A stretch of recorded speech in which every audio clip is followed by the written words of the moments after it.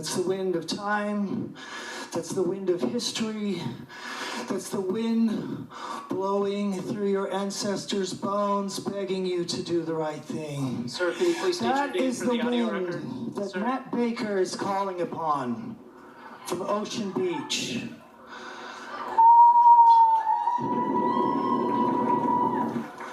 The wind that is blowing through the black people, through the white people, through the Chinese people, through the Mexican Americans, to the people that built this building with their bare hands to raise up this nation.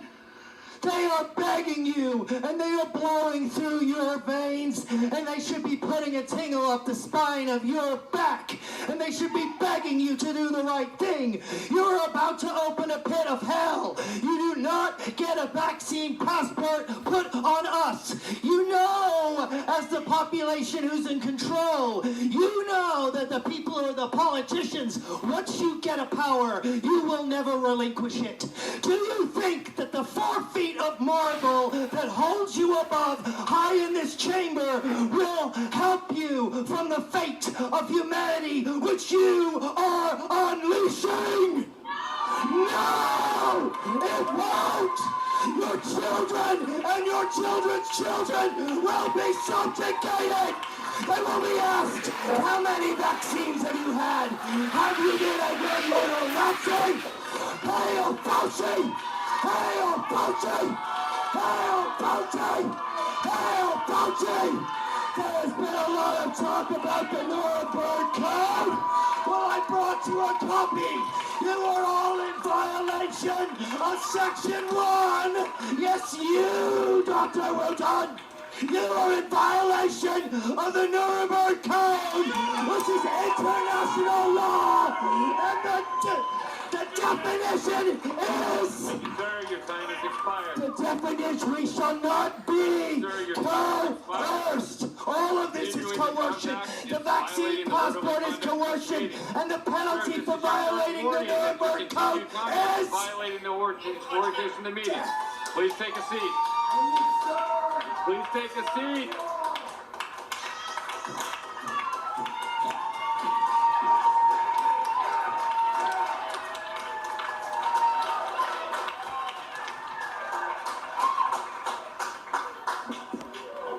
Thanks everyone for joining us on the Gold Silver Bitcoin Show, brought to you by the GoldSilverBitcoin.com store. We are more than honored to be sitting down with Matt Baker from Ocean Beach, aka California Viking.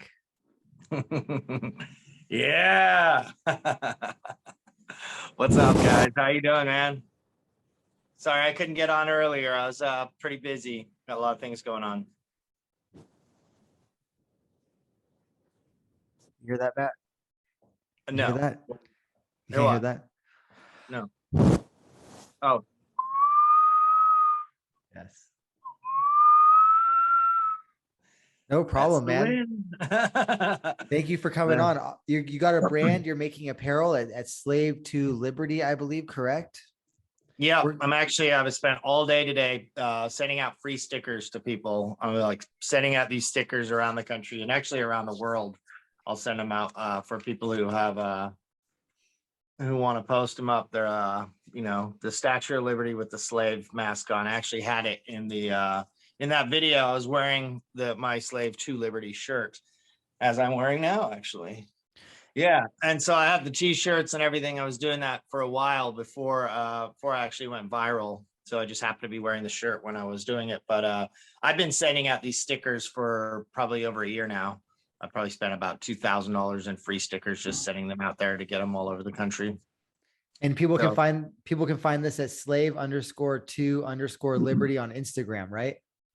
That's correct. For business, for t-shirts and stuff like that. But if you want to see more of my content, you would go to Matt Baker _unhinged, because I keep that one a little bit more you know, racy, so to speak. I'm trying to keep the one where because I have the logo and everything with the names on it, and I lost my other 2 channels, and so I had to redo the graphics for everything to make everything match my my Instagram handle. So I'm trying not to get too controversial on my business account. I basically am just showing pictures of people wearing the shirts or the stickers.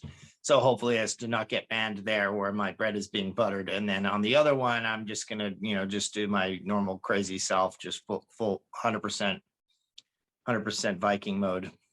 So take us through the last year and a half. You're in Ocean Beach. I was living in Golden Hill at that time. I've since moved out of California to Idaho. So I'm in Golden Hill. It's February 22nd to like March 14th or 15th. And I feel like a fool now. Back then wondering, I'm like, oh, I wonder if this is like a, legit health scare or crisis. I don't know.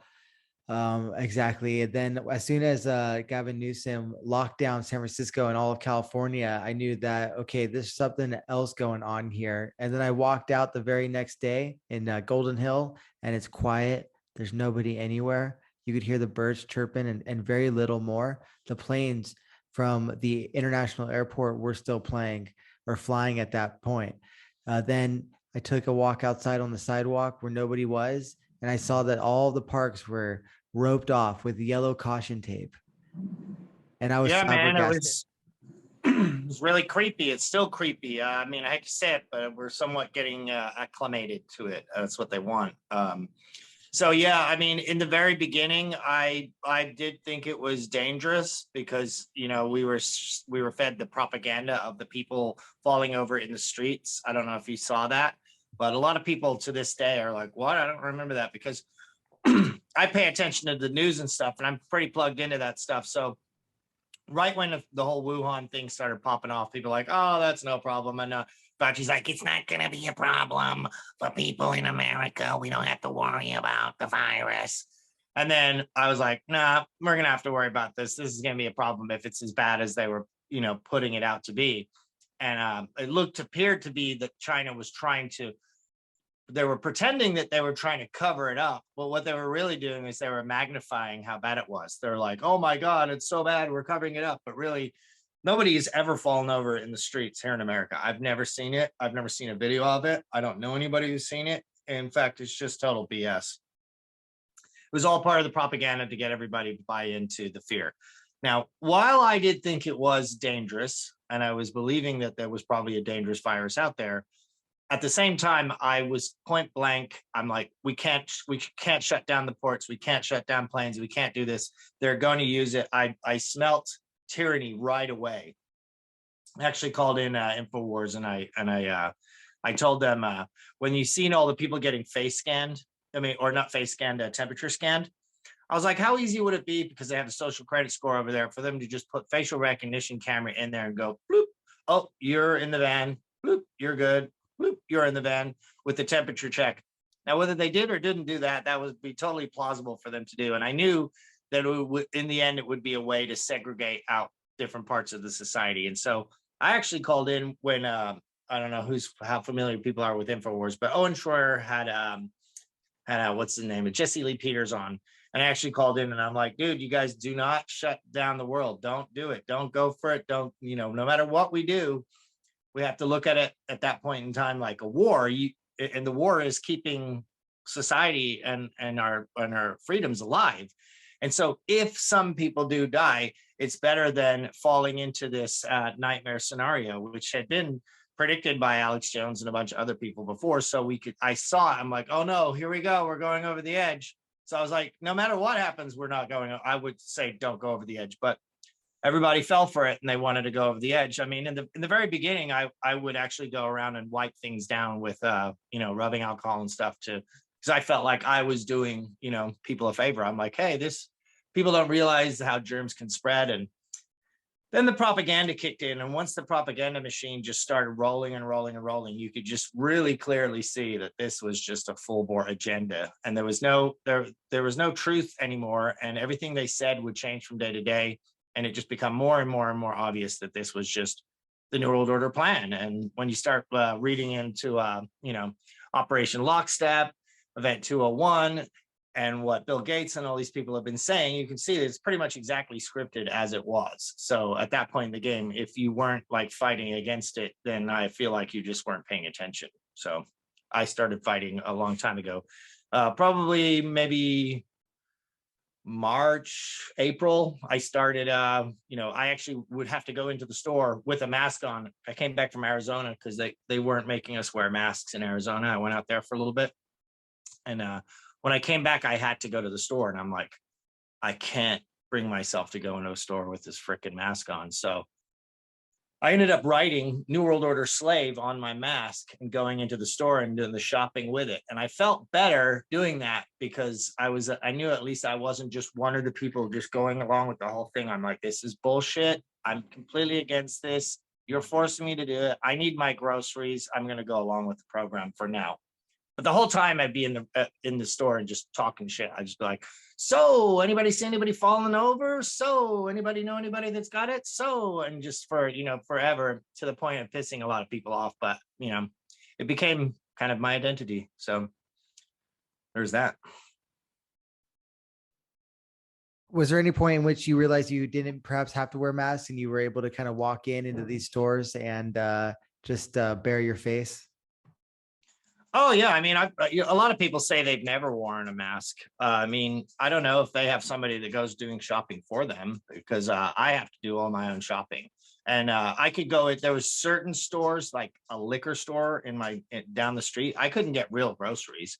I mean, it would be a literal viral moment. Like anytime you would go into the store, it'd be like people harassing you. You would have had to be like ready to go to full bore viral every minute of the day, every time you wanted to go to the store. So there'd be times when I would just go, okay, I'll put my slave mask on and I'll go in and I'll talk shit. When there became a chink in the armor that anybody at all was able to go in without masks, I would just do it on general principle. And if I was going to get kicked out of the store, then I would put one on, just because I wanted to complete my day of shopping. So I hate to admit that I have actually worn masks before. And also, funnily enough, not really funny at all, but my fiance was actually in the hospital during the peak of the pandemic, probably around between April and June. And nobody was allowed in the hospitals at the time, but I had special paperwork that I kind of forged. And then I just was really strong-willed about it. And I managed to stay in there and keep an eye on her the entire time. So I was in the hospital and saw all the emptiness, but because I was in the hospital, I mean, there was pretty much no way of being in the hospital without a mask. So at a certain point in time, I had to concede to wear it to go see my fiance in the hospital, because I was literally the only person in the hospital. Everyone's like, how did you get in here? Even the guards were asking how I was getting in there, because they wanted to see their loved ones in another hospital. So, being tenacious helps. But I wasn't willing to go into just a giant battle every single time I went to a grocery store. So there was times that I did give in. I've heard the story about the day of your speech at the San Diego Board of Supervisors meeting. I'm curious, what was it like as it went viral for you? It was intense. Everyone was saying, oh, that will probably go viral. But I was thinking, like viral, not like viral. There was a moment in time when I'm like, is this going to be the most viral thing of all time? It was becoming pretty freaking viral. It's definitely mellowed out now, but even just a little while ago, I won a pandemic on with Trevor Noah's show. That was like a month or so after the event. They were still playing it. And just the other day I was on Louder with Crowder. So they're still playing it, and I wouldn't be surprised if it actually gets played like on the Senate floor or something, because they're trying to pass these laws about terrorists, anybody is a terrorist and all that. So it's scary because you've got Antifa people out there, you've got all these whack job mask freaks that are out there that are like thinking they're saving the world, and everyone knows who you are now, and you're just like, oh man, I hope this doesn't go south and something bad happens. But and at first, the Nathan Fletcher, the piece of crap that runs the council down there, he's basically the head honcho, and he's actually on the World Economic Forum. He's on their website. He has a profile on there, so he's like part of their whole crew. If you know anything about that, Klaus Schwab, World Economic Forum, COVID-19 and the Great Reset. It's all part of their little globalist plan to basically make you have nothing and like it. Are you familiar with this stuff? I am, and I am also familiar with, I forget his name though. You just mentioned him. Nathan Fletcher. Yeah, I'm so glad I can't even remember his name anymore. Oh, I know. So this guy comes out of the woodwork. First of all, the mayor of San Diego is nowhere to be seen. Fletcher comes out as our savior, and he's like the face of the lockdown in San Diego. So this dude will be on whichever political party seems to pay him the most. He was so apparently he was a Republican at one point. I just recently found that out. He was against gay marriage. He was staunchly against gay marriage. Yeah, I'm not up in his life really. I just randomed into them actually down at when I first went to the meetings, I was just trying to get involved in some Patriot stuff around town. I ran into some ladies that were doing some school board meetings. And then I went to one school board meeting and I spoke, and she was just like, "Oh, you have a great voice. You really need to come and speak at the supervisors meeting." And so I ended up going to the supervisor meeting. And that was a day that there was 100 other Patriots were there. And I ended up showing up a little late, and they were having kind of a little festival outside. There was food trucks and everything. And I was like, this is kind of cool. I'm just going to sit outside and just like, shoot it with all these people and meet all the different people in the area and do that thing. And then she calls me from inside. She's like, "Where are you? I thought you were going to speak." I'm like, "There's 90 people that are speaking. I mean, what am I going to say that they're not going to say?" So she got me a slip, and I ended up going up there. And when when I got to the door, they said the place was full, too many people for COVID purposes, this and that. And there's actually, funnily enough, a real passport, like an actual passport office in the building. So I go, "Oh no, I'm here to get a passport." So I was there to get a passport, but I was railing on the vaccine passports, just funnily enough. And then I managed to get my pink slip in, and then I sat there for hours and hours and hours. It went on, I don't know, for like, 8 o'clock at night or something like that. I couldn't believe they were still going. But all you would see is the city planners, Nathan Fletcher included, just sitting there on their cell phone. Like the whole time, there's like mothers, children going up there crying, like, "I can't see my friends' faces." And mothers like, "My autistic child, she can't speak, like she's way behind because she was learning how to speak, and now she doesn't talk to anyone anymore because she can't see people's faces." And then there's like, people who fought for the country, like, "I fought for this country and this isn't what," like pouring their hearts out to these people. And Nathan Fletcher is just sitting back there going like this. He's just on his phone the whole time, just totally doesn't even look the people in the eye, nothing. And so I actually had a speech written, and basically most of my points that were in the speech were covered multiple times by, over the 90 people that were there. And all of the people were against the lockdowns and against the vaccine passports. The only people that were pro would call in on the phone, funnily enough. They would call in. They would never show their face. And all the real people that were down there that, had vested interests were down there, like willing to spend all day there. And I can tell you, these people are just regular Joes. Some people are like, "Oh, they're all paid to be there." Like none of these people are paid to be there. They're all just regular people who are had enough and are willing to waste their entire day away. Yeah, trying to plead to these people who just aren't listening. And so by the time I got up there, I was like really getting mad at these people, and like all my points went out the window. So I just sat there, and for some reason I just had that whistling wind of time in my head. And there's a giant mural in there of all the people that helped build San Diego and stuff like that. And I was just looking at that, and I was just like, what can I do to wake these people up? I mean, like there's like, Wilma Wooten, she's like she's the medical officer or whatever of the whole thing. And she's Black. And then there was an Asian and then a Mexican and a white. And I was like, I need to speak to these guys in some way that they'll actually like shake them out of their freaking coma and be like, "Don't you see what you're doing? Like, you're not doing it to us. You're doing it to yourself." It's like opening a door to a fire and be like, "Oh, open the door for the fire." It's like, you're still in the house, bro. The house is burning down. You've now just burned everyone's house down. They think they're going to escape it. And that's what I was saying to them is they're not going to escape the fate of humanity. Their children and their children's children will end up having to show vaccine passports and having to hail Fauci and whatever the government says. They're just going to be like, nope, sorry, your vaccine passport is out. Oh, your social media posts are off. Oh, I'm sorry, your vaccine passport isn't scanning today. I'm sorry, sir, we can't serve you. And then that's where it starts. Then it goes from once they get people to submit to that, and you can't buy or sell, basically the mark of the beast type stuff. Then there's really no limit to how evil and bad they can make it go if they want to.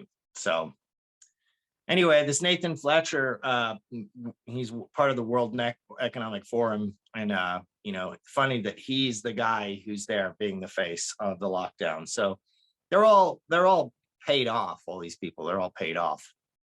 They don't listen to the people at all. We say, you work for us. Like, they don't work for us. They work for the guys that pay their bills. Like the World Economic Forum, the people who give them hundreds of millions of dollars for their campaigns, that's who they work for. They don't work for you. So we're gonna have to take matters into our own hands at some point in the game here. The problem with people like Nathan Fletcher is that he'll do whatever it takes in order to maintain the healthy wage he gets paid, the salary, to maintain the friends and the circles he's able to run in because of his position and the policies he puts forth. Nathan Fletcher comes first in Nathan Fletcher's mind, and all else comes second. And he's very transparent. You can see right through him. Of course, he has this facade up that he's following the science. I liked at that meeting that the only medical community members they had speak were like largely like CEOs, which means they're business people, which means they have a profit motive, which means they're not objective sources of anything. Yeah. I like how Fletcher pretends that he cares about misinformation that is hurting people, when really he's probably just being handed legislation or being told to write legislation that is of a certain bent, and he's putting it forth in order so he can keep hanging out with the cliques that he likes to hang out with. Right. I mean, he knows what he's doing. People like to say, oh, they're just getting handed talking points and they don't know. After sitting, like, he's basically been to school or college, like with all the people that talk to him day in, day out, day in, day out. Even if you're ignoring them, some of that stuff's getting through to you. And if you're just scrolling on internet or news sites or something, you're going to be like, let me have a look at that, unless you're just completely psychopathic, which he is. But I think he knows exactly what he's doing. I think he thinks he's on the winning team. He's like, well, this is all part of the Great Reset, and I'm in the inside club. And as long as I go along with this, everyone's going to get screwed anyway. So I might as well, be on the winning team. And I'm an elitist. We need to kill the world population off anyway. And we need to shut down carbon and blah, blah, blah, whatever it is that his bosses want him to say. But what he doesn't realize, I really think this is, I've been trying to think about what else I would say to them, because I feel like I pretty much told him everything that needed to be said, other than, I joke sometimes. I'm like, what else am I going to do? Bring a rocket launcher next time? Like, I'm joking. But I want to tell him next time I see him, you're going to be one of the first people to go. Like, you think you're in the power structure. When this whole thing collapses in on itself, they don't need their little tin pot dictators in these areas. Once they have that app on your phone, and they can shut off your ability to go to a store or use your bank, they won't need Nathan Fletcher, because he already lowered the drawbridge to tyranny. So once the drawbridge is open and the marauders are in your castle, they don't need that guy anymore. He's a sellout. Usually, actually, historically, those people are the first people to get taken out they'll find somebody who's a turncoat sellout, pay him off to lower the drawbridge, and they slit his throat right away because they know this guy's a sellout, can't be trusted. So they've got no honor for this person. They just use him and then get rid of him. So once they've lowered the drawbridge to tyranny, and once they have that vaccine passport on your cell phone, they do not need Nathan Fletcher to lower the drawbridge anymore. All they got to do is say, oh, we don't like what people are doing, change the app. If they don't do this, then they can't go to the store, or they can't starts out with, no, maybe they just can't go eat dinner. If they do it, and they said, oh, they're still doing it. It's like, okay, tell them they can't go to the store anymore. Okay, they're still doing it. Shut down their banks. Oh, okay, they're complying now. Good. That's it. They don't need Nathan, because they have their little satanic control device here. And that's all he's doing is opening the door to it. And he'll be completely obsolete once the tyranny is in full place. With all this going on in the world, Matt, what do you do to stay balanced and happy, relaxed? Like, tell me about like your life, what you love about life, and like your pursuit of happiness. Well, I do manage to maintain a pretty high level of happiness, surprisingly enough. I love people, I love people. I'm a people person. I like helping people. My fiance, she has some medical conditions, and I help take care of her, and we have a great life because of that. And today, for example, I might be slow, but it took me a while to fill out all of these things to send out free stickers. Or so like if I get down, and then I'm working on the fight basically. To fight is to be happy. Because if I sit around, I'm like, oh my God, we're losing, what are we gonna do?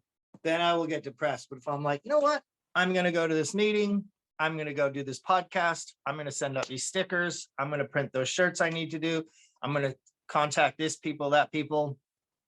And as long as I'm in the fight busy, I can keep my mind active. And it's great because as much as the world is falling to crap, I'm meeting a lot of great people, and we're networking with some amazing people that I never would be in contact with normally. Being on the Alex Jones show was great. I've met Tito Ortiz, I think it is, and some other people, some other pretty big people. I was just talking with Jimmy Levy the other day, who has the song "This Is a War." I'm not sure if you're familiar with it, but it was #1 on iTunes.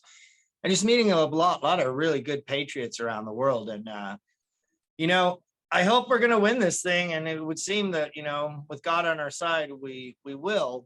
And in the meantime, just the amount of love and compassion of meeting real people who are willing to actually stand up for something and fight it keeps my little cockles warmed nicely. So if you're having trouble, people like, where do I find people? Where do I find people? Well, I thought that too. And then eventually you go to one meeting, you meet another meeting, you get the numbers, they get your number. And then if they're having a protest or if they're having a meeting, then they will call you and let you know. And then pretty soon the smaller meetings turn into bigger meetings.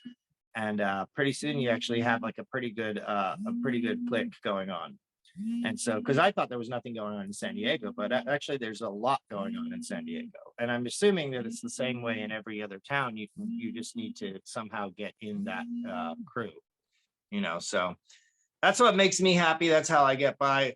I used to do a lot of art and stuff like that. I do very little art nowadays because I'm basically a slave to liberty. I'm constantly battling, constantly trying to post videos. Or I've made music videos, I've made comedy videos, I'm doing clothing, I'm doing graphics, I'm doing art, stickers.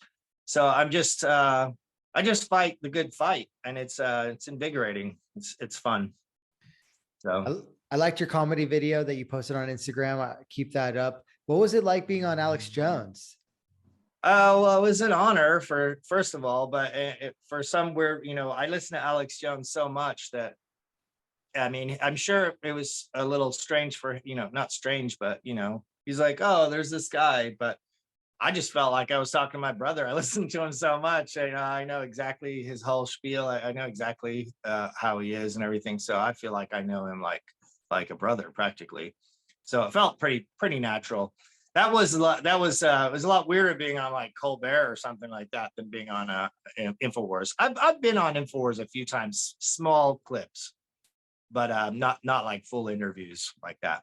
I've actually called in quite a few times, and I got my music video on there one time, and some other little videos that I posted. I'll call in and they'll show clips of the videos. So I've always been like a part of the crew in a weird way. Like he's actually offered to give me a show 2 years ago. He forgot.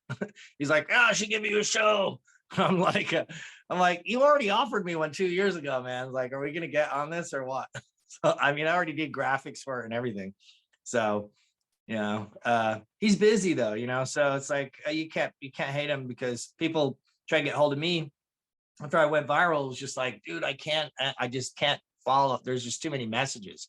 Once you get to a certain level, it's like you got to pick your battles. And like, I mean, Alex Jones level, how he can actually pick a battle at all and get out of bed is, I mean, he gets out of bed easy, but like to know how you're going to allot your time in your day and actually get something done with all he has going on, with the products and with the guests and the studio and his wife and his kids, and I mean, just, it's insane. And just keeping up with the news flow and everything. It's, but he's a blessing. Alex has definitely done amazing things for the movement. And I can do a pretty good impression of him too, if you like. Yeah, let's give us your Alex Jones impression. All right. So what's the name of the show again? Gold Silver Bitcoin Show. All right, we're here on Gold, Silver, Bitcoin. We're trying to stop the mark of the beast. We're going to try and move into cryptocurrencies and not use the Federal Reserve, which is deflational, inflational, and a complete, well, owned by the Queen and the reptilian government. These people are trying to own your soul. And what you need to do is you need to get into cryptocurrency and listen to my man over here so you can learn how to get out of their beast system. Yeah, pretty good. Waging a war against tyranny. Your host, Alex Jones. The thing about Alex Jones, the thing about Alex Jones that I think people discount is that for so many years, he's just essentially been reading mainstream news and giving you his interpretation of it. People think that rather he makes up the news or that he's fake news. But when he's reading stories from The Guardian or Wall Street Journal or Bloomberg, etc., it is a source of sources that nobody should discount. And the fact that he is so discounted by so many speaks a lot about our inability to take on new ideas, to think through history, life. Yeah, I mean, he's a dot connector. Basically, if you read, he always talks about how he read history books, and Tragedy and Hope and books about like 1984 and stuff like that. And then learning about these inner workings of these, Illuminati types or whatever, and how they've written books about how they're going to have an internet. They're going to have everybody the digital currency, and they're going to have pandemics, and they're going to control people through fear and then quarantining and this and that. When they write entire books about it, and you start how they're going to do it, and then you start seeing, we need to quarantine. So that's a normal person reads that. Oh, New York Times, you need to quarantine. He's like, oh my God, here we go. They're going to quarantine us, put us in the Illuminati death camp, and then you go, no, they're not putting you in a death camp, Alex. And there's like, next headline comes up. It's like, oh, Hillary Clinton says we need fun camps for conservatives. He's like, oh my God, they're putting us in it. So he's just putting it all together. They've shown you the picture.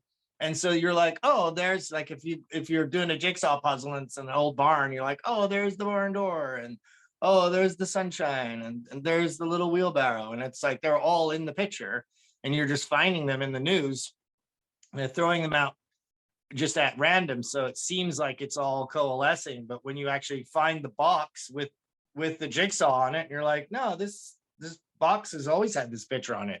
It's not random that these pieces came together. It's a plan. So it's pretty obvious, really, at this point in the game, what's going on. If you can keep an open mind, or if you've been paying any attention at all, it's got to be very hard to discount him at this point in time. But I would actually, so your show is about crypto in general and gold too?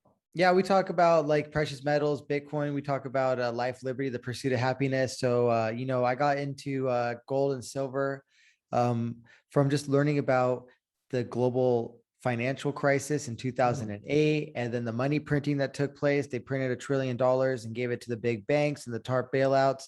Of course, as the assets or commodities and properties around the world had collapsed in price, they used this bailout money to buy up all these cheap goods and properties and assets, and then ride them up as the market corrected upwards, and then gave back the people diluted money, essentially. If you that's kind of the official story. Of course, people will leave out the fact that, of course, they bought up assets on the cheap during that. And that got me thinking about sound money being money that is either backed by something such as gold. Historically, there's been a gold standards in which most often the money wasn't backed completely by gold, but it was backed, say, by 40% gold in a fractional kind of reserve banking.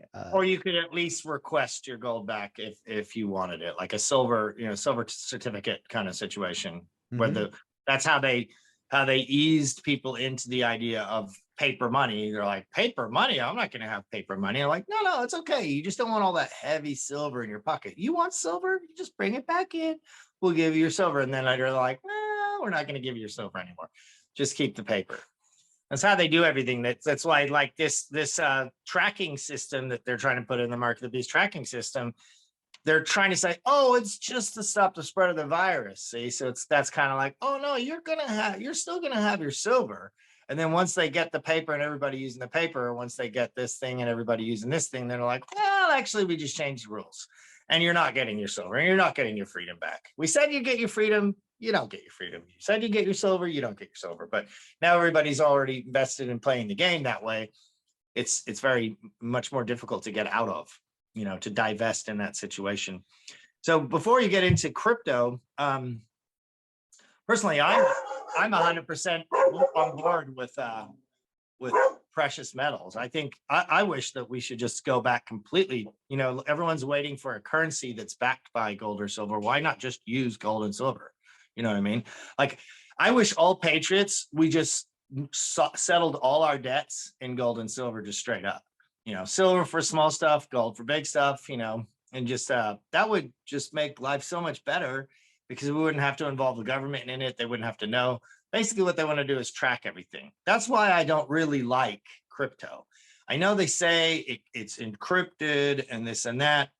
Originally, like, it's untraceable, and this, I mean, you may know more about it than I do, but what I do know about the blockchain, or at least I think I know about the blockchain, is that on the ledger it has everybody who's ever owned it. Now, whether you can read it or not, I can guarantee you the NSA can read it, and I would think that it's the most trackable money of all time, and they basically want to make it sexy to get everybody to be like, oh, we need to be in crypto. We need to be in crypto. Yeah, crypto. Oh man, they don't want us having crypto. And they're like, oh, we should get in crypto because that's not that. They don't want that. They can control that. Once they get that in digital money, I mean, they'll have absolute control over it. Total control of cryptocurrency. So I don't know. Am I wrong with that? There's a lot to cover there. So first, I want to say on the precious metals front, I think it would be a lot easier for us to actually start using silver and gold than we think it would be. We just need to know some farmers. We need to know some people that we like doing business with, and we need to build. Even if I do paint your house, like I paint somebody's house, like I do handyman work, too. So, costs like $2,000 or whatever. What's that? It's like an ounce, 2 ounces of silver, 2 ounces of gold, and we're good, And why involve banks at all? I actually want to buy some more silver right now. I bought some back when it was more expensive than it is now, and the currency is so devalued right now. The real value, it's like it's got to be the best deal of all time. I mean, it was already a good deal a few years ago, and now it's getting crazy with the amount of inflation. Like, to actually own real silver and real gold. Another thing about crypto is Klaus Schwab from the World Economic Forum. You know him, right? Yes. Yeah? Yes, I do. You will own nothing and you will like it. That's him. He actually says that in his own words. If anybody doesn't know who Klaus Schwab is, look him up. He's the guy that wrote COVID-19, The Great Reset. That has everything about how they want to basically make everybody own nothing, go nowhere, and eventually be tracked, in his own words, by microchips. Okay, that's what he says. Not Bill Gates necessarily, but Klaus Schwab does want eventually a microchip under the skin. And he sounds like that. Like, they actually have this like straight up Hitler, Bond villain guy, or maybe they don't, maybe he is the guy going around saying this stuff. And he's like, when the cyber polygon shutdown happens, it will make COVID-19 look like a walk in the park. So basically, him and his World Economic Forum, they had lockstep and all these things going on at Bet 201, where they're like, oh, what would happen if there was a coronavirus? What would happen if it came out of Wuhan? And what would happen if we had to shut down the world's travel? And what would happen if everybody had to wear a mask? And what would happen if people didn't believe it and we had to shut down communications? And what would happen if we had to track everybody with a cell phone? And then 3 months later, it happens exactly to the plan. That guy is now saying there will be a global internet outage that will be done by hackers. There will be hackers. It won't be hackers. It will be a false flag that they pull with the backdoors in the systems. And if they shut down the internet, where's your Bitcoin? You know, if there's no electricity in a real emergency, it's definitely not a prepper thing. It might be good to have some Bitcoin, in my opinion. I don't want to bum anybody out who's on here is all about it. But I would think the precious metals, you just can't, you know, that's real. You know, if your shit really goes down, you can at least say, you know, you might be able to bribe a guard or something with an ounce of gold. You know what I mean? You might be like, dude, I got some gold. Just let me through the checkpoint, bro. You know what I mean? Or you might be able to get a car or a loaf of bread at that point in the game. You know, so I just am very skeptical about Bitcoin. Is there any way you can make me feel less skeptical about it? I think for beginners, there's the foundation of Bitcoin, the ideas that it is based upon, I think would be very attractive to you. And I'll kind of get into the technological shortcomings of it after this. But so it was designed with only 21 million Bitcoins that will ever be released, which was a commentary on the inflationary money printing that was going on at that time under the guise of quantitative easing and TARP. And in the code itself, the authors of Bitcoin, or the author of Bitcoin, referenced to a headline that was circulating in the Financial Times at that point: Chancellor on brink of second bailout. So Bitcoin in a way is like a statement against the fiat money regime, the central banks, and the inflationary money supply. It has scarcity. That's the thing. All right. That's its main gig. It has solid scarcity, right? The only thing is, what is it? Yeah, it's like scarcity only, almost. Like, is it anything other than scarcity? I mean, it's hard to produce, it's hard to mine. So in order to mine it, you need a lot of computing power, which brings security to the network in a process that mimics the gold mining process. The entire concept about mining on Bitcoin, it borrows from gold so that it's hard to produce Bitcoin, which plays into the scarcity thing. Now, there's all sorts of issues that one could dissect on the miner front, for instance, because China has a exorbitant privilege, I guess, in the form of exploiting its workers and having cheap electronics, that it was able to build out a really complex mining apparatus quicker than North America was. Now, hopefully this can be balanced out for the sake of the Bitcoin network with the protections that are offered in parts of the West, decreasingly so, but albeit still, at least we have some sort of veneer of a rule of law and checks and balances, that Bitcoin miners will be attracted to continue to build out the Bitcoin mining apparatuses in North America, particularly in the United States. And that's the trend that's happening. So then now, when it comes to the ultimate grid down situation where you're not able to get onto any networks anywhere, there's no power or electricity, and we're all worried about just staying warm and getting water and eating food, then at the very least, the Bitcoin network will still exist, and you could theoretically still transact, but it would only be able to be with people who trust that you are actually sending the Bitcoin. So it becomes a lot less useful in that situation. So if you and I are homies and we trust each other, and you want to do a transaction, I can send you Bitcoin. You can watch me do it. And then as soon as the lights come back on, if it's in a year or whatever, you'll still have those Bitcoins. How could you send it without electricity? There's no way. It would just be verified as soon as an internet connection was refound. This is kind of impractical though. So that's why I state that gold and silver are an ultimate safe haven. They're a safe haven of last resort Bitcoin's just a tool. Bitcoin is financial offense. Gold and silver is financial defense.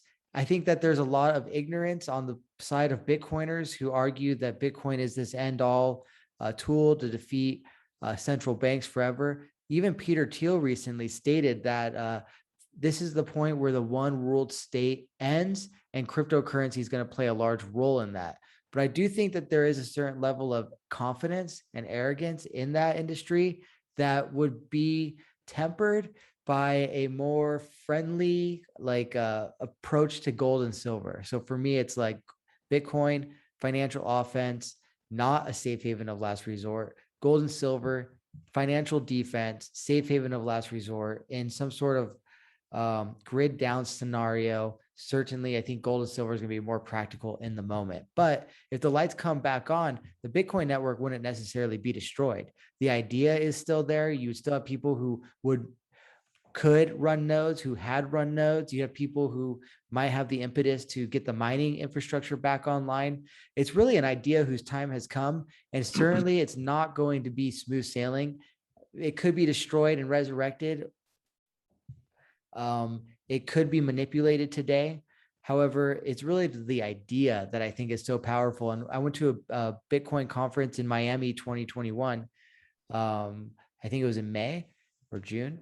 And the discussions there revolved not around how Bitcoin was going up in price all these years, but rather it was about central banks and their irresponsible monetary policies. It was about debt and creating not a debt-based world, but a production and value-based world.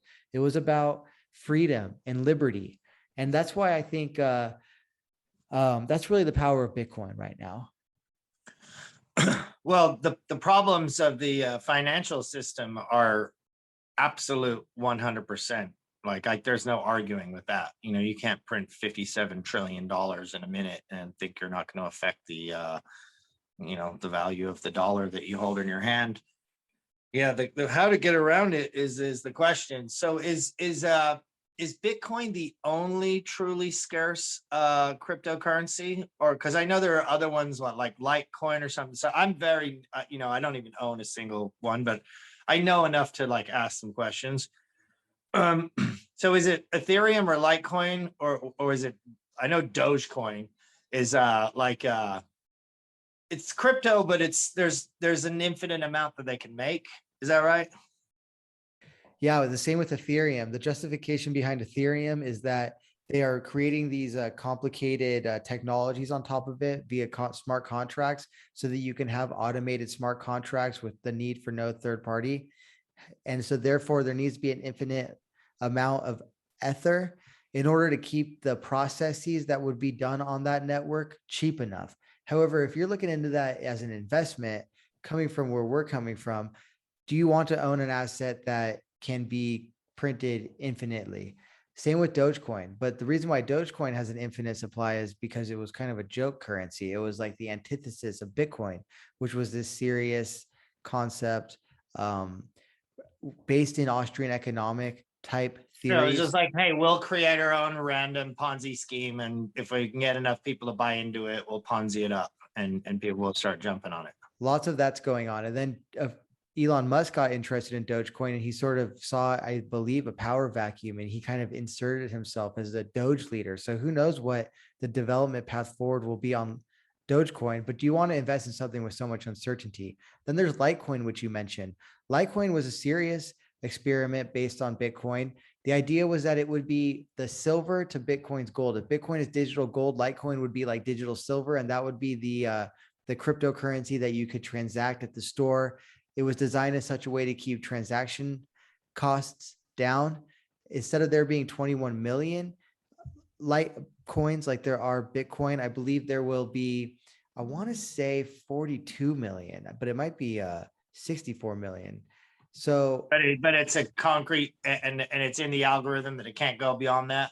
Yes. So, and how do you guys, I mean, I don't want to sound silly, but like, you're probably not believers. You probably just know more than I do. But how do Bitcoin believers, in my condescending terminology, how do you know how many Bitcoin there are? I mean, they say there's a certain amount of them, but how do we know that? Can you prove it? Good question. So it's actually Litecoin has a fixed supply of 84 million. Now it's in the code. So you can look at the code, which could only be changed through broad network consensus. So a lot of the decentralized community would need to choose to change the Bitcoin code. So it couldn't be done by a one person or a small group of people. It would have to be basically 51% of the miners on the network would And need no to. possibility of cloning codes. But it's still not Bitcoin really. So Bitcoin No, cannot what be I mean is like counterfeited. somebody can figure out, is it possible that somebody can basically counterfeit a Bitcoin that is pretending to be another Bitcoin, that let's say they have a way to know if somebody's a saver, like a deep saver of Bitcoin, you could like make like a false version of their Bitcoin because it's not actively being traded. Like I said, you got someone who you know bought like $5 billion in Bitcoin. He's not going to the store and spending it. He's just, so you would know basically you could clone his Bitcoin, you know, at least for a period of time and use it and transfer it till you got caught or whoever got left holding the bag when the real Bitcoin owner actually put his Bitcoin back into the system. Or am I completely out of my mind with that? I don't think that makes sense with the way the Bitcoin network works. So the ledger is really important, and we keep hearing about blockchain being created by corporate America. However, they're not using blockchain technology for many of these projects. They're using distributed ledger technology, which simply put is like a centralized blockchain. So it's a completely different technology. So on a decentralized ledger like Bitcoin network, on a blockchain, a true blockchain, essentially like you never really take possession of the coins.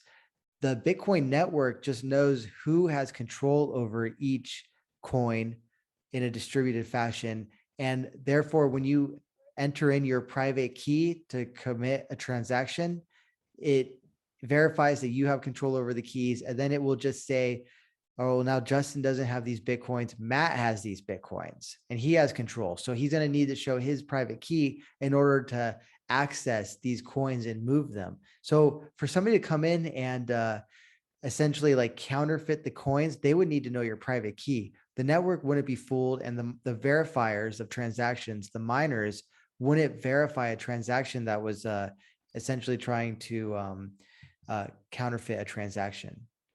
Okay, and then what about quantum computing? Which do you even believe in quantum computing? Do you believe that works? I'm not sure I do, but they claim it's real.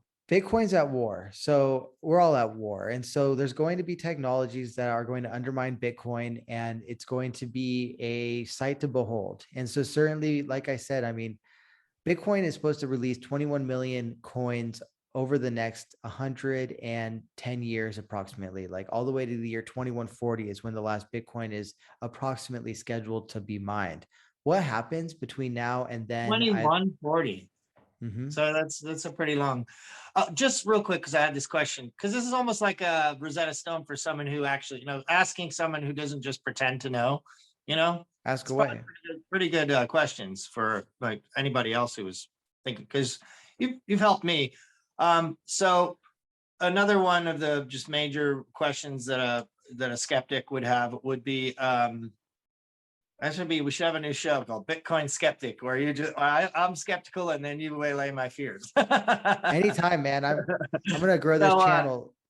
So the Bitcoin, forgive me, what's the total number again? 21 million. 21 million in the year 21 something, right? The 21st million. But that's all there'll ever be, right? Yes. Right. So how many are in existence right now? Something like 16 to 17 million of them. So it really turns into a drip. More than half of all the Bitcoin that's ever going to be produced is in existence already. By a wide margin. And so the amount of Bitcoins being mined really kind of comes to a drip. And so only very few will be mined every block. What is the advantage to that? Why not just have a static number? What is the purpose of even having a new Bitcoin at all? Doesn't that form? I mean, it's a very microscopically slow version of inflation, but in a way, it is somewhat, right?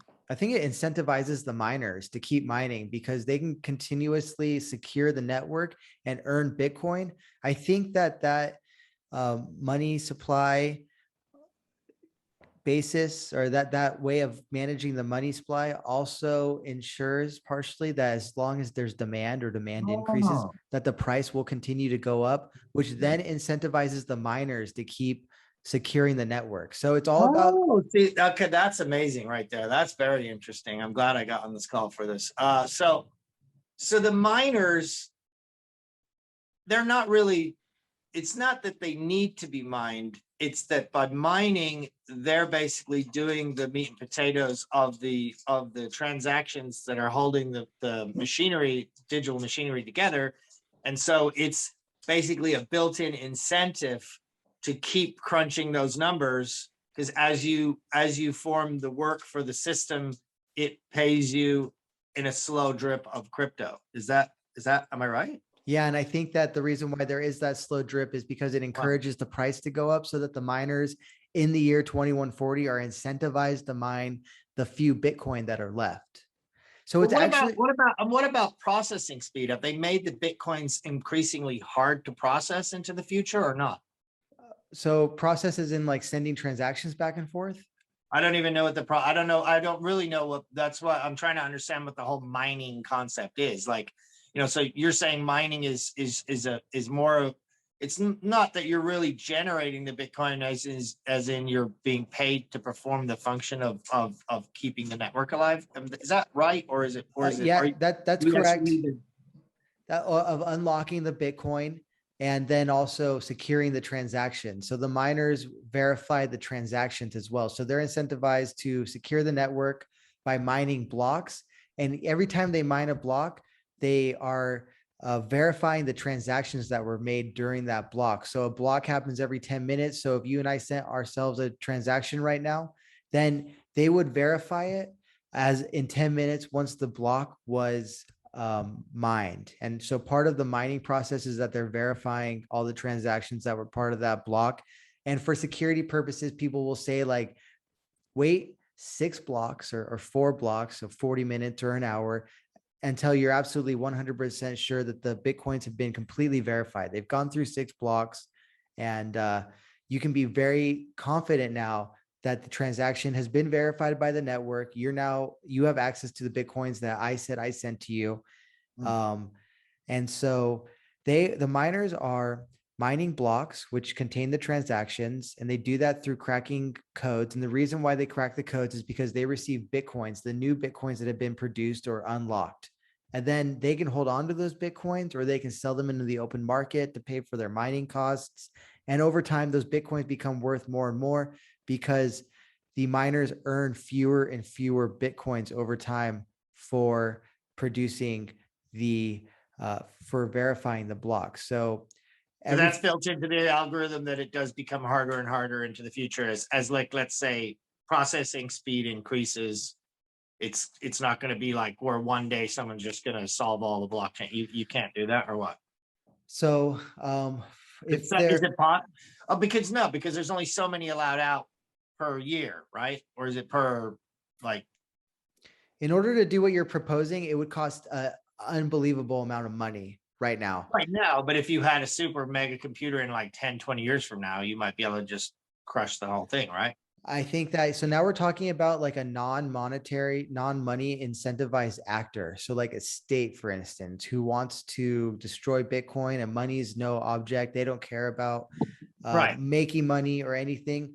And that then will be a next phase of cryptocurrency and Bitcoin that we'll all bear witness to and see how it plays out, see how the game theory plays out, see how the industry reacts, protects itself. There is this concern of quantum computing, certainly, but there's already projects that are Bitcoin inspired that are trying to create solutions for quantum computing. So to create a Bitcoin that is quantum proof or resistant. I mean, there's probably people who are thinking about this very thing for the Bitcoin network itself. So what about just straight up outlawing Bitcoin? Like, how easy would it be I said from the very beginning, like, if the government, if let's say the government may, do we know who owns the coins? I mean, can we prove that China doesn't own like, the majority or the controlling interest in it already, or we don't know? Well, actually, so the wallets are transparent, and I guess we don't know who owns each wallet. So because of the blockchain is transparent, we can see which wallets have the most Bitcoin.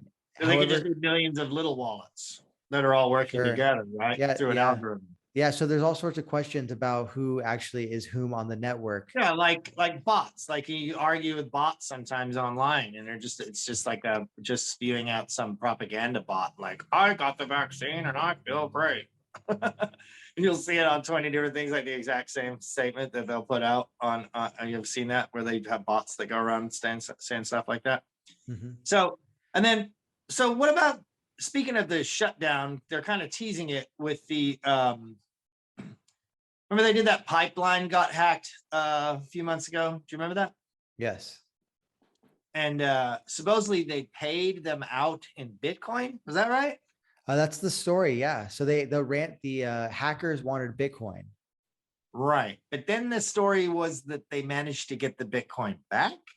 Apparently so, which I mean, it would sound like then that you would need to know who the person you sent the Bitcoin to would need to be like working with you in some way. So I didn't look into that story too much. However, I think there's a couple of takeaways that I I had. want to know about that because that makes more sense. It's like a false flag type thing. It's like, yeah, you give us, you ransom us, and then like when you always see in the movies, like a guy will like kidnap his girlfriend and get the money off the old man, and really it was a deal between the girlfriend who's like got $1 billion old man that they like, we have your child, we're gonna kill her, and then they end up just giving the ransom money out, and the rest of the movie they're like down in Honolulu or something like that, or Cancun or whatever.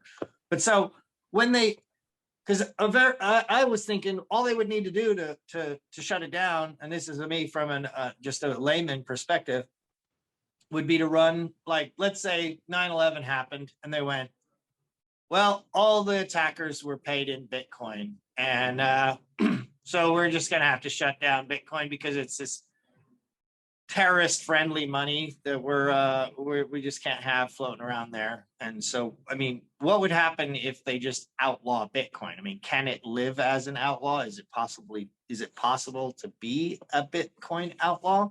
Or if it was physically outlawed by the New World Order, would it be impossible to have a transaction without getting caught?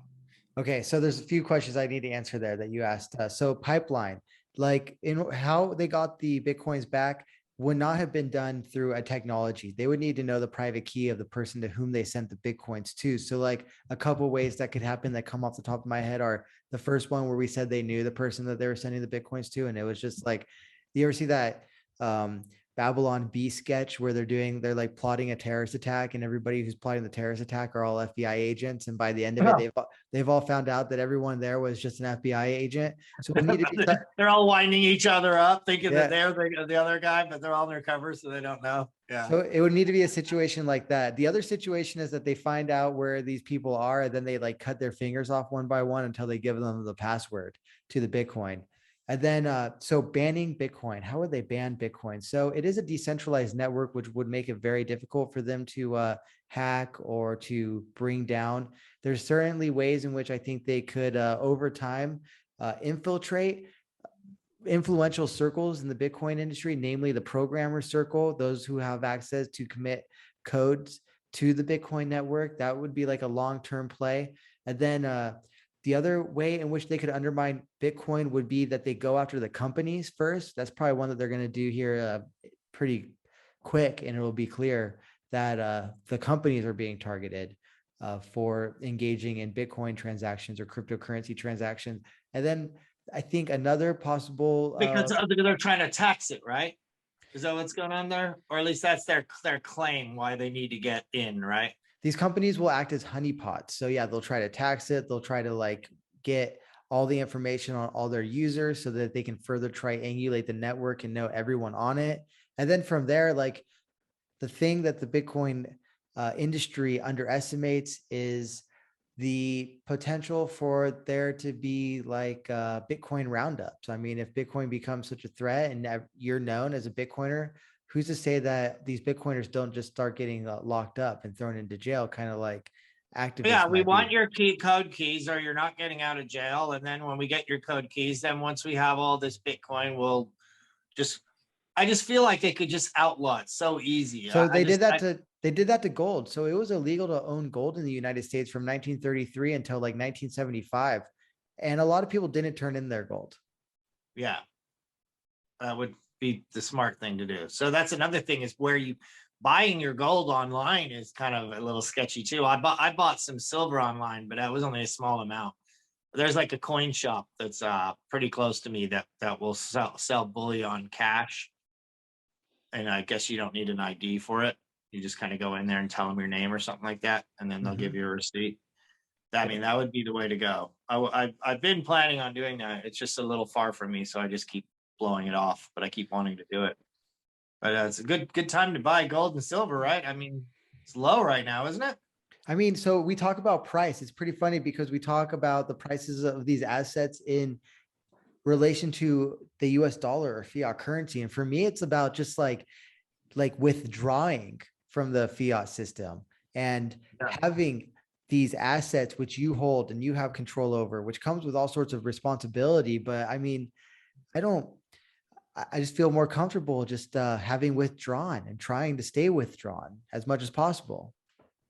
So you're actually paying for things online with Bitcoin, or how? What do you? I mean, can you buy stuff on like, or you don't deal with Amazon, or you don't buy from any big companies, or how does that work? So generally, I mean, I will use cash or I'll use credit or I'll use debit, but like largely speaking, I want to put as much away into like non-liquid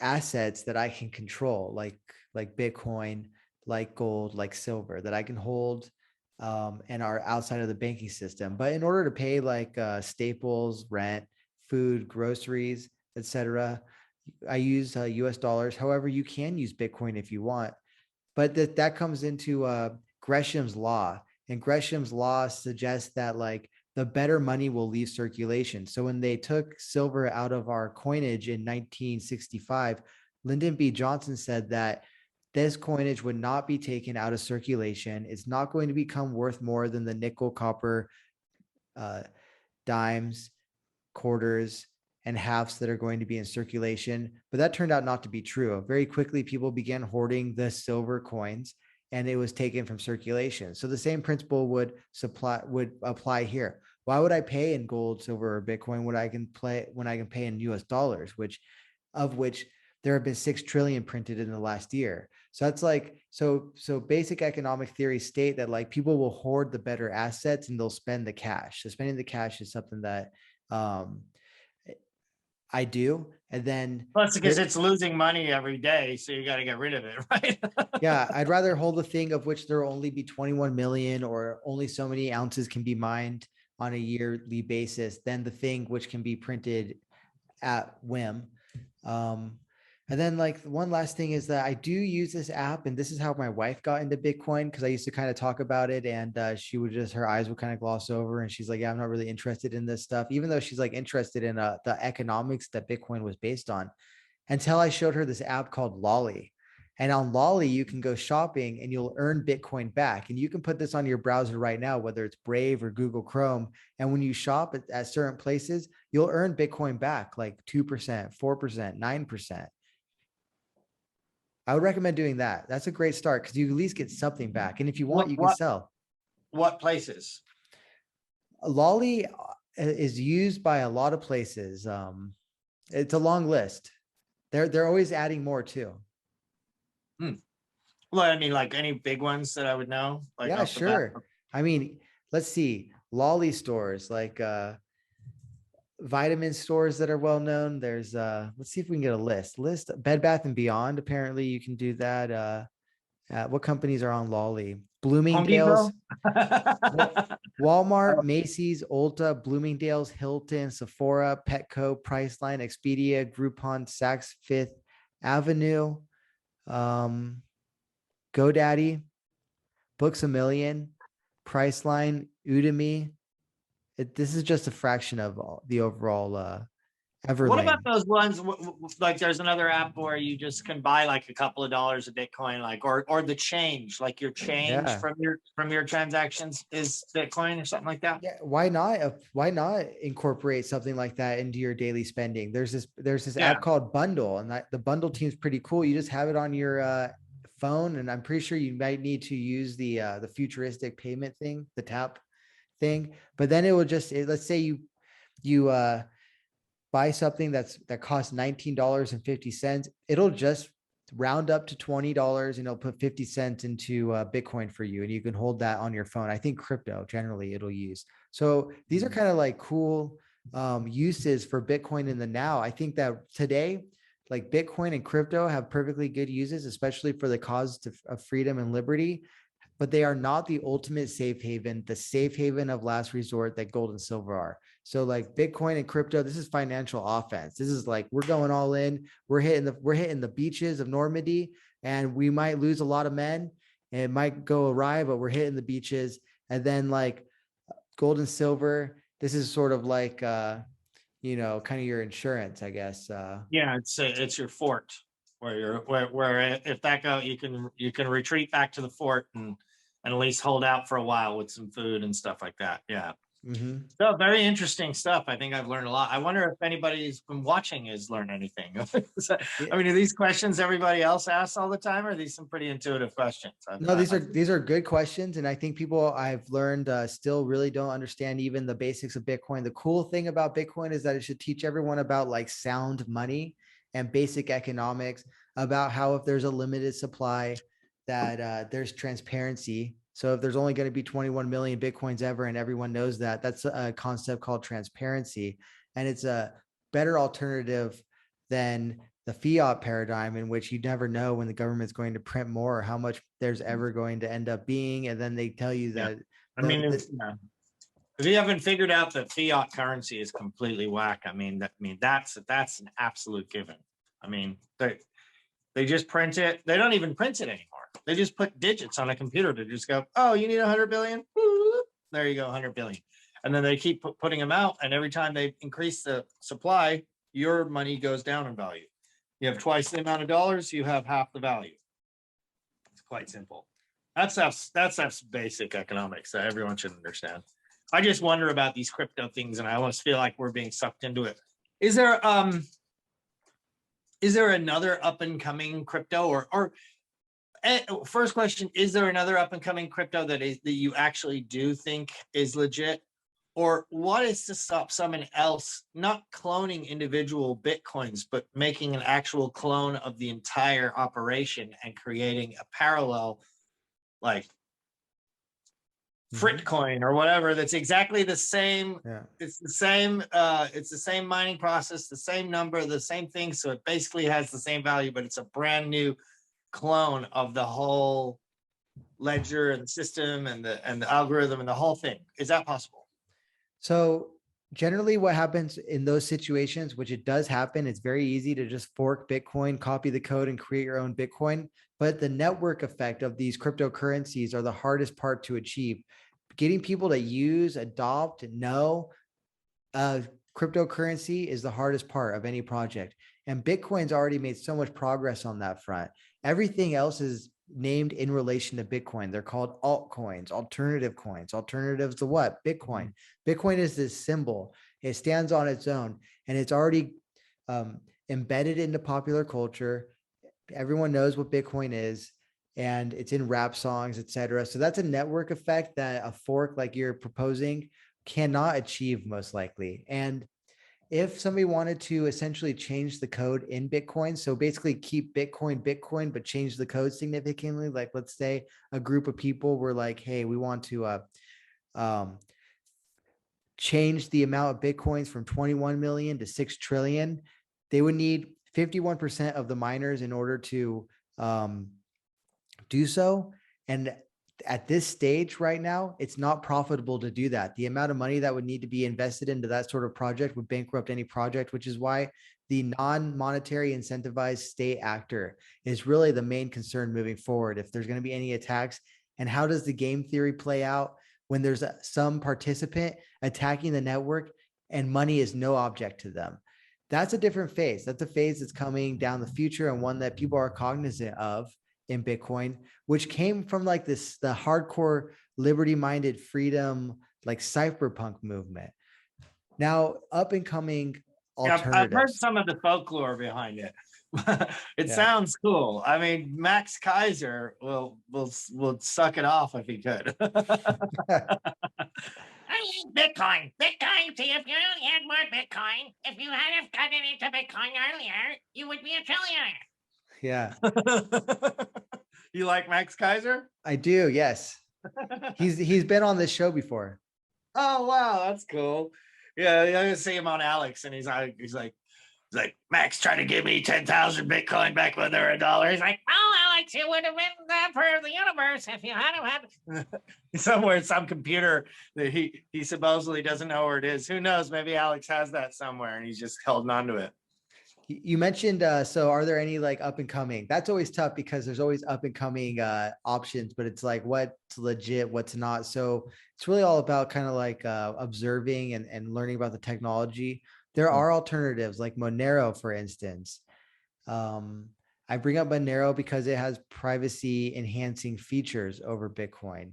Litecoin is interesting too. It's not an up and coming technology, but I think that Bitcoin, the use case of Bitcoin, that is a deflationary cryptocurrency of which there will only be X amount mined ever, has proven demand. It's proven that there's demand for that. And that's what Litecoin is. So it's just cheaper. There will be 84. You own some of them just to diversify in the case of attack, or what's your, I mean, are you, I don't want to ask you anything too much, but do you have like an overall, like how much, what percentage you think, without, I know you're not allowed to give advice on this and that, just a theory, like well, this is financial 50% advice. in solid assets, maybe 30% in Bitcoin, maybe 20 in some up and comings just for fun, or I think it's funny. I think it's funny that everyone's like, this is not financial advice.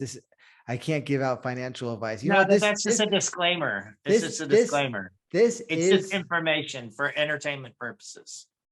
This is This is financial advice. Get out of the dollar. Okay. But so I would so I'm very conservative on this front. I think Bitcoin's proven itself. The community has proven to be liberty and freedom minded.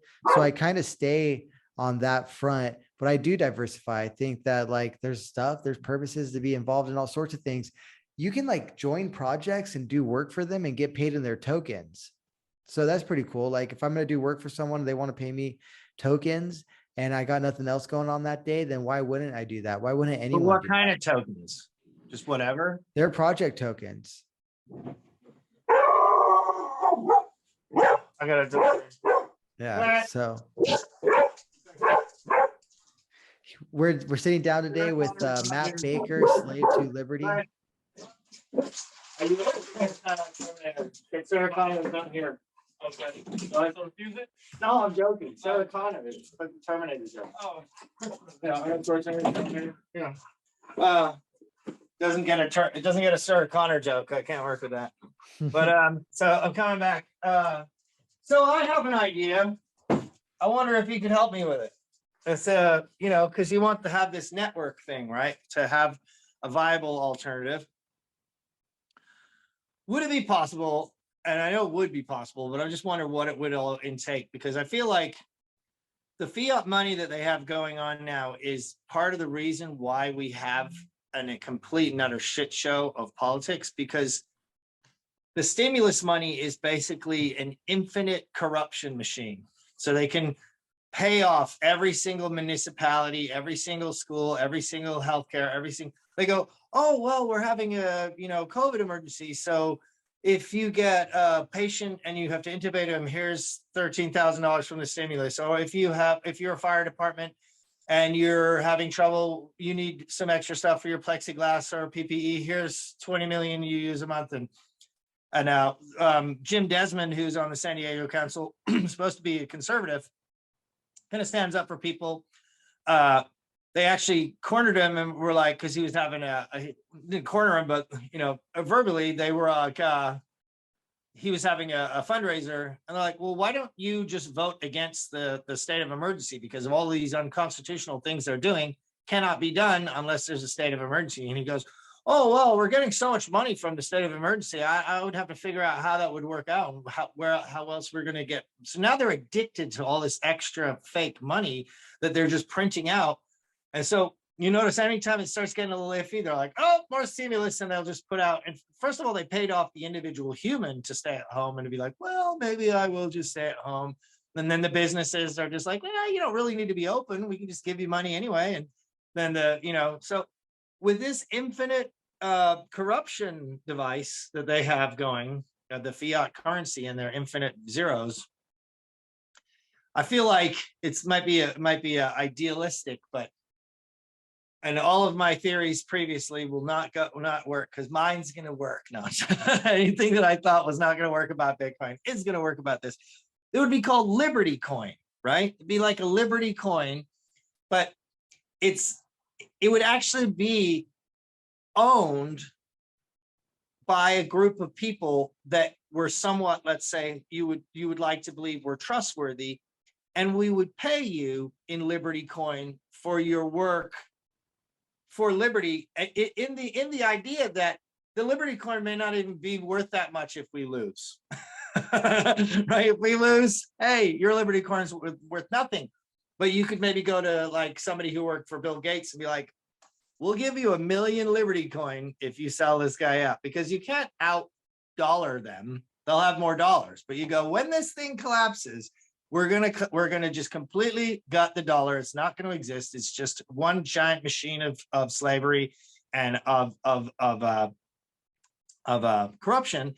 So we have to destroy the dollar at a certain point. It has to be just collapsed. And so we're going to have to build it back with something else. So this will be the new money, and we could give people incentives to join Team Liberty, in that, certain people would get Liberty Coin for their works. If you have a whistleblower in a hospital that comes out, you go, oh, you just got, 300 Liberty Coin. And, or, maybe you get someone bigger, do something bigger, you get 1 million Liberty Coin or whatever it is. But this would be the idea, is that it would be somehow divvied out through works to save liberty. And maybe there'd be a board that would figure it out. They'd have to be very trustworthy, and you'd have to believe that the people really had your best interests at heart. But there are some people out there, I think, that could probably be trusted, me being one.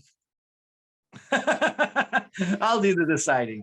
But wouldn't that be cool? Have a Liberty Coin where it was based on, and it would be divvied out in the beginning. So then the Liberty people would have it, but they could spend their Liberty Coin too. So at the time being, before it even becomes the standard, so to speak. Is that just a complete and utter dream, or? No, that's that kind of a scenario has been tested out. I just wanted to also back up a bit and say, you heard it here first, folks. Matt Baker is launching the Liberty Coin ICO right now. We'll put his Bitcoin address on the screen. You can start sending him Bitcoin, and he'll get to sending you your Liberty Coin as soon as he can hire a developer to create it. I thought you guys are going to help me out with that. So on that note, the idea you came up with just now is sound, and it's being experimented with in a lot of different ways. I actually have these glass coins with the Slave to Liberty on, because I was a glass blower. And there's another guy I know that he makes glass money. It's very strange. Have you heard about this? No. Actually, before we go, I was like, oh, I can only talk for half an hour, but this is actually a great conversation. So this guy named Marcel Braun, he's aware of all this BS that's going on. He's a freedom-minded dude, but he's also a shreddy glassblower. And they make what's called Millifury, where it's a cane of glass that has a pitcher in it. It's all the way through it. Have you ever seen this? It's like rock candy, where you knock it off and it will say the same thing all the way through. Mm-hmm. But it's like impossible to copy.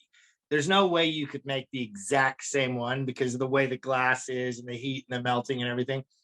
So he pulls it out and he slices it and polishes it, and they become these little individual coins of this, like, let's say a 20-pound chunk of glass pulls down into like a 1-ounce sliver with the image on it. And it says, 10, he calls them art units.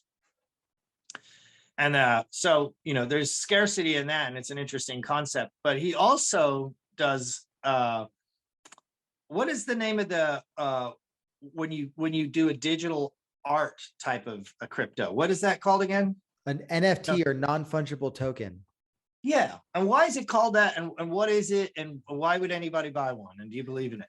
So whereas like Bitcoin, there's 21 million of them, or with Ethereum, there's an infinite amount of them, or with all the different tokens, generally speaking, that are printed on Ethereum. Before NFTs, we had the tokens on Ethereum. Those were all ERC20 tokens, which means you could have 10 million of them, 100 million of them, 10 trillion of them, all essentially the same coin. In an NFT, there's only one. It's non-fungible token. There's only one. So if you had a picture of a bong that you wanted to mint into an NFT, there would only be one of these tokens that was unique. That's what an NFT is. But it's just a digital picture, right? So right now, a lot of the NFTs that are coming out, they are essentially tokens which exist on a blockchain, but they reference art that exists elsewhere. So in the metadata, there will be like a link to a picture that's hosted on a centralized server, or it's hosted on IPFS, the Interplanetary File Storage System, not necessarily decentralized like the true Bitcoin is. So like in a certain respect, like when it comes to crypto, wouldn't you want to hold the commodity or the digital asset that's held completely on blockchain, as opposed to one which also references something that could be hosted today but not tomorrow because the owner of that website decided to take it down? But regardless, like the NFT is just a unique token of which there only exists one. It's been used right now to create a new type of digital art. And in the perfect world, in the perfect scenario, this art exists on a blockchain. The token exists on blockchain, and I own it. And I'm the only one that owns this one unique piece of art. And I can send it to you. You can send me Bitcoin and I can send it to you. And then the whole world knows that of this one NFT token with some art, you're now the only owner, the sole owner of it. And I guess like, so kind of tell me more about your idea, because you're talking about like glass money and then like some artwork as well. Well, I have a stamp that I can make glass, basically coins with the Slave to Liberty thing on it. And I've only made one as of now, so it's very limited.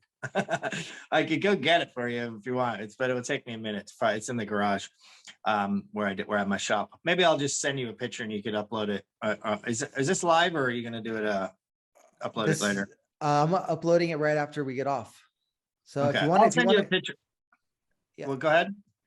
Either way, if you want to go run and get it, but I will say that like you could theoretically like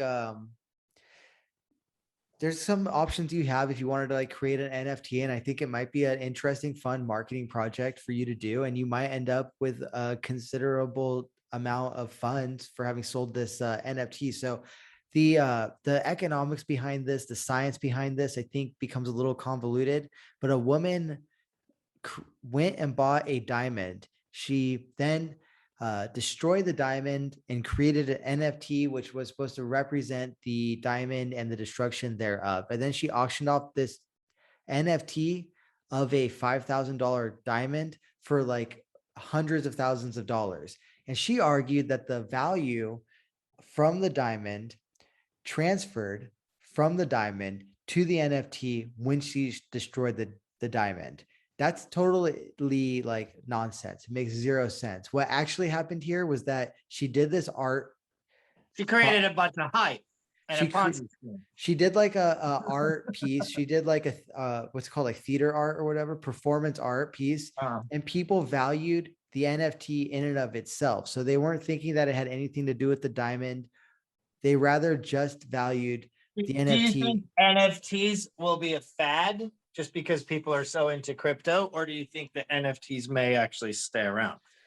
I think the vast majority of them are going to be a fad. There very well might end up being some really cool NFT technology. For instance, with NFTs, when you're playing a game, a video game, if the in-game items are actually truly unique, then that makes the game way more interesting. I mean, imagine if you're running around in GTA and you can actually steal stuff that has unique properties.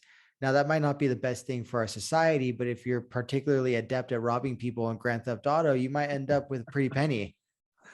Well, yeah, a pretty digital theoretical penny. Yeah.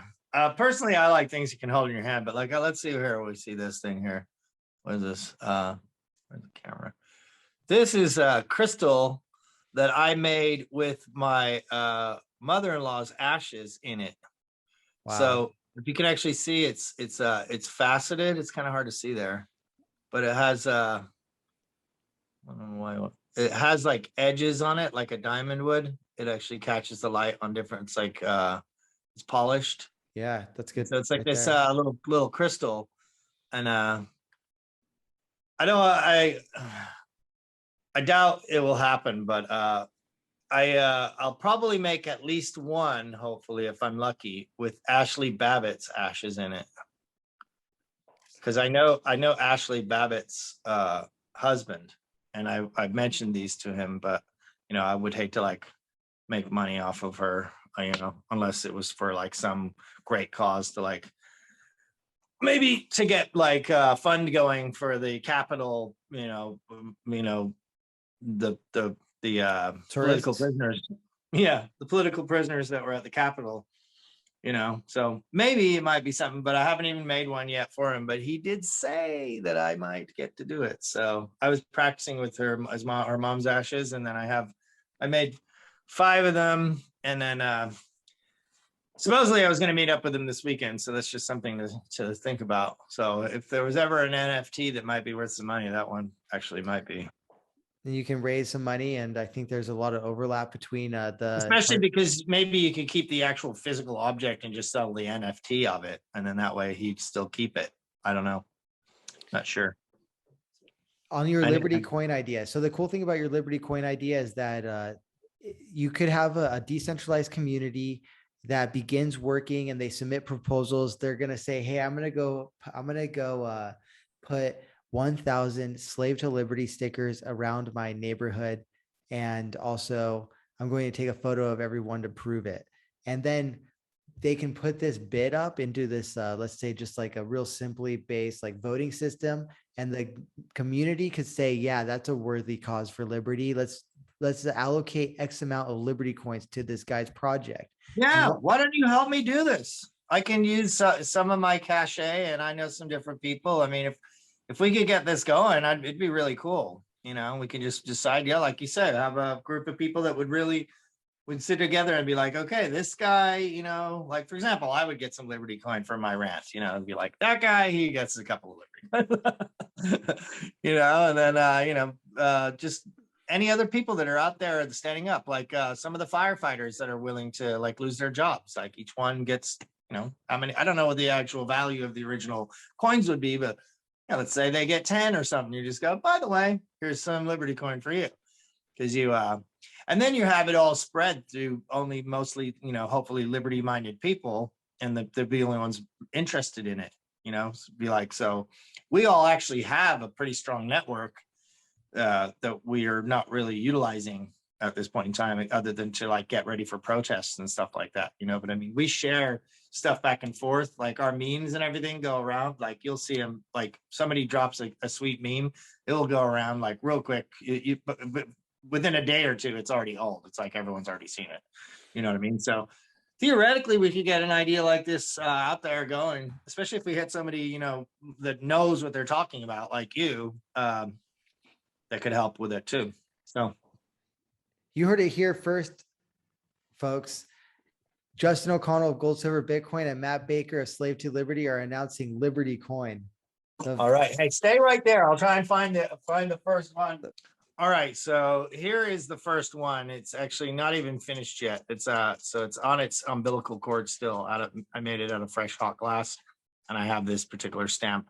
Now, obviously, there would be some chance that could be counterfeited. I would assume I could sign it, but then also we could turn them into some kind of NFT scenario. But the actual Bitcoin situation, even regardless of the glass item itself, I'm not sure. Do you think it would be better to have physical tokens or just have the entire thing be virtual? I think the the play in the future is to have a physical item that's tied to a digital NFT token. So I got like this guy I know named Jason Harris. He's the founder of Jerome Baker Designs. You ever heard of Jerome Baker Designs? Oh yeah, yeah, totally. He makes like really beautiful pieces that are like 30,000 bucks. Like this thing should be tied to some digital token. And so like if the individual one who bought the bong originally wants to then transfer it and sell it to someone else, it's got to come with the certificate of authority, which today in this day and age can be an NFT. Right. Yeah, and so that's what this guy. I don't want to keep looking for stuff, but maybe you should get him on. I wonder if he'd be interested in doing the show. This guy Marcel Braun, because he actually was the first person I seen. Funnily enough, I had thought about it a long time ago, because to me the slices of the glass always reminded me of like Star Trek money or something. They just like look like little money, and they could be quite expensive because they're very rare and they're super detailed. But he actually went to the next step of actually coining them as like it's 10 art units or 5 art units. So it actually tells you the denomination on it, and each one is like there's only so many of the particular coins. And like I say, I mean, good luck if you even had the equipment and the expertise. I guarantee he himself couldn't make the same coin twice. Like even if it was him in his shop with his glass, and even if they made the two next to each other at the same time, it would be impossible to copy. Any real glass blower would be able to tell the difference between the colors or the the densities or the heat that the pull was pulled at. Different things will change the properties of it. So it'd be very, very, very real money. So yeah, Liberty Coin, let's go. Send me 50 million Bitcoin and we'll have our money ready to start this new. And whoever sends me, I'll give you that many Liberty Coins times 10. Yeah. Liberty Yeah. Coin, be the change you wish to see in the world or something like that. Yeah, I really like the concept. I didn't actually think it was something that we could actually pull off ourselves, but after talking to you, I think it might be within our abilities. You never know. Well, let's keep this conversation going. I'll actually kind of do some research offline and see if there's anything similar we can take inspiration from, or if something similar has been launched, and then go from there. But we've been honored to sit down today with Matt Baker, founder of Slave to Liberty, which you can find on Instagram as slave_to_liberty. He is Matt Baker from Ocean Beach, and also known as the California Viking. So thank you so much, Matt, for joining us today. Thank you. It was actually a lot of fun. I was like, oh God, I don't know anything about Bitcoin and money, but it was actually a fascinating conversation. I'll talk to you again soon. Thank you. And thank you everyone for listening. Thanks for watching the show. I hope you enjoyed it. Head on over to GoldSilverBitcoin.com, where we have a store where we're selling precious metals. If you have Bitcoin, you can send those to us. We'll send you gold and or silver, whatever you're choosing. Alternatively, if you have gold and silver and you want Bitcoin, feel free to send us the gold and silver and we will send you Bitcoin. This is a service that we provided for clients since 2012, since when we were opened. You can also peruse the store and see we have all sorts of prep and survival gear, storable food, etc. So thanks for watching the show, and thanks for heading on over to GoldSilverBitcoin.com.